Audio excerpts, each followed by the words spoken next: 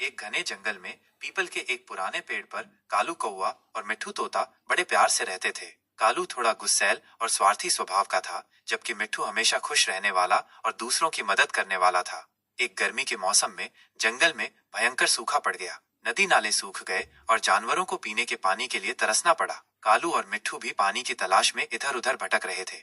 एक दिन उड़ते उड़ते मिट्ठू को दूर एक गांव में एक कुआं दिखाई दिया। वो खुशी खुशी कालू के पास गया और उसे कुएं के बारे में बताया। जब वे कुएं के पास पहुंचे तो उन्होंने देखा कि कुएं के चारों ओर बहुत सारे जानवर पानी पीने के लिए जमा हुए थे। कुएं की जगह बहुत ऊंची थी और छोटे जानवर उस तक पहुंच नहीं पा रहे थे।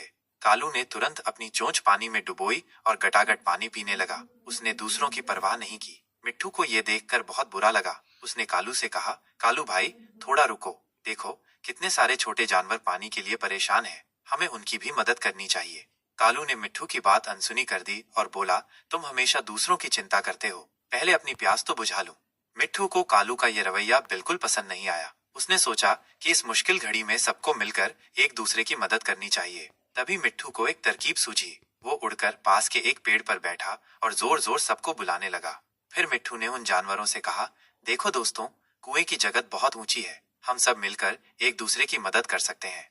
बड़े जानवरों के ऊपर छोटे जानवरों चढ़ा सकते हैं और छोटे जानवर नीचे उतरकर पानी ला सकते हैं। मिट्ठू की बात सुनकर जानवरों को समझ में आया कि वो क्या कहना चाहता है। बड़े जानवरों ने अपनी पीठ झुकाई और छोटे जानवरों को ऊपर चढ़ने में मदद की। कुछ छोटे जानवर नीचे उतरे और अपनी चोंच और छोटे बर्तनों में पानी भरकर लाए। इस तरह सभी जानवरों ने मिलकर अपनी प्यास बुझाई। कालू ये सब चुपचाप देख रहा था। उसे अपनी गलती का एहसास हुआ। उसने देखा कि मिट्ठू के मिलनसार और मददगार स्वभाव के कारण ही आज सभी जानवर पानी पी सके। उसे शर्म आई कि उसने सिर्फ अपने बारे में सोचा और अपने दोस्त की सलाह नहीं मानी। जब सभी जानवर पानी पीकर चले गए तो मिट्ठू कालू के पास आया। कालू ने अपनी गलती मानते हुए कहा, मिट्ठू, मुझे माफ कर दो। मैंने सिर्फ अपने बारे में सोचा। तुम्हारी दोस्ती सच्ची है। तुमने सही कहा था कि हमें मुश्किल समय में एक दूसरे की मदद करनी चाहिए।